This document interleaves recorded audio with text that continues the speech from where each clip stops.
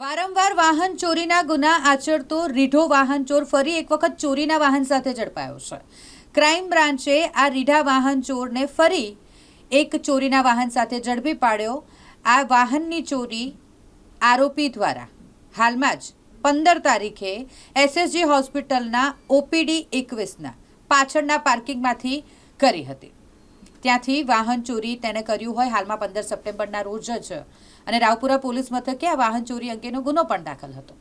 આ જ રીઢો આરોપી કે જેના દ્વારા આ પહેલા પણ 21 જેટલા વાહન ચોરીના ગુના આચરવામાં આવ્યા છે અને તેને પોલીસે પકડી પણ પાડ્યો હતો। તે સજા ભોગવી ચૂક્યો છે, તે છતાંય ફરી એક વખત ચોરીના વાહન સાથે આરોપી ઝડપાયો છે, જેને પોલીસ દ્વારા ઝડપી પાડી યુસુફ ગાજિયાવાલા સામે કાયદેસરની કાર્યવાહી કરવામાં આવી છે।